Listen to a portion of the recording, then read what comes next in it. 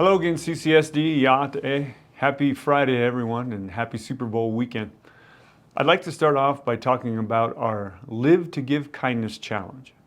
Students, teachers, and staff across CCSD are participating in showing random acts of kindness for the month of February, recognizing their school or department. Several students recorded unique PSAs to spread awareness and have done other projects. I personally received a box of messages from Newcomb Middle School. I'd like to take a couple moments to read just a couple of these messages.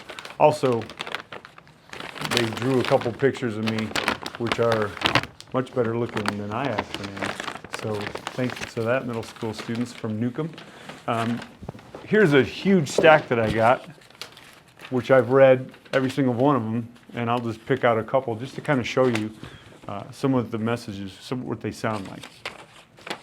Here's one. Thank you for being our superintendent for the district and for our school. You're the best and so kind to the students. Thank you. Thank you. Here's another one. Thank you, superintendent and assistant superintendent, for all you do for our school by showing kindness, empathy, and taking care of our school.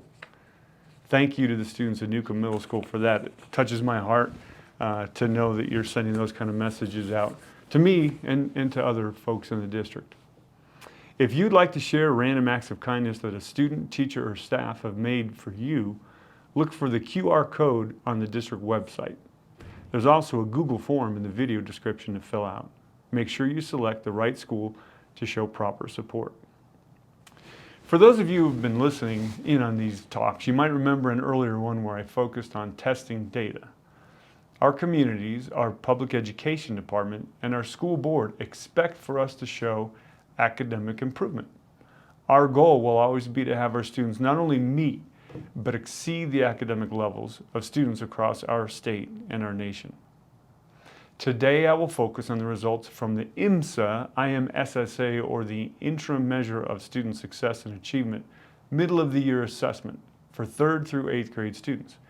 And we're going to compare these results with the IMSA Beginning of the Year Assessment. For these assessments, students can score as needing support, near target, or on target. Again, we want all of our students to be on target or proficient at their grade level. Because our students were behind after the pandemic, we can't really expect all of our students to be on target right now, but we do expect our students and our teachers to show growth. While teachers and principals will spend more time with all growth, for the purposes of this quick video, I'm only going to take a few minutes to talk about the students and the change of students being on target.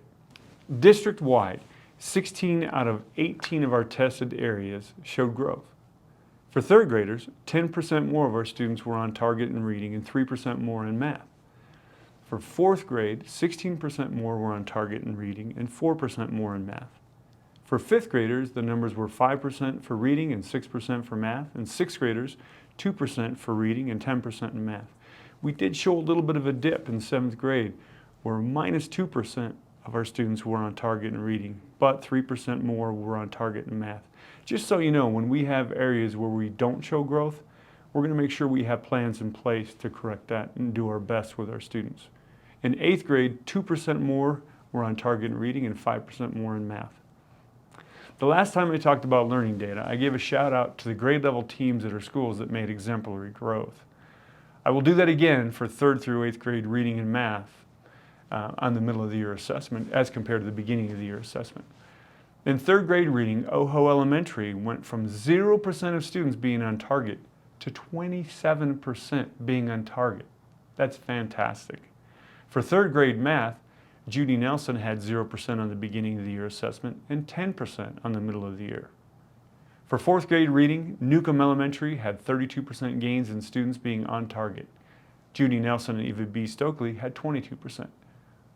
Also at Eva B. Stokely, in 4th grade math, they had 11% gains in students being on target. For 5th grade reading, Kirtland Elementary School had 9% growth in students being on target. And for 5th grade math, Kirtland Elementary and Judy Nelson both had 10% growth in students being on target.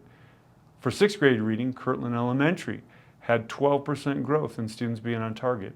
And for 6th grade math, Oho Elementary had, again, a fantastic increase of 21% students being on target. For 7th grade, in reading and math, Sabata had a 4% growth in reading and a 7% growth in math. And also in 8th grade, Sabata had a 7% growth in students being on target in reading and a 9% growth in students being on target in math. While these numbers definitely tell a story, there are lots of other information in these testing data.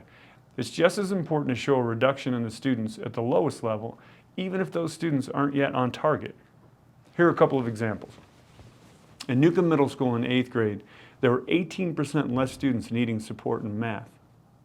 Also, the 4th grade math results of Eva B. Stokely showed there were 44% less students at the lowest levels in math, from 91% down to 47%.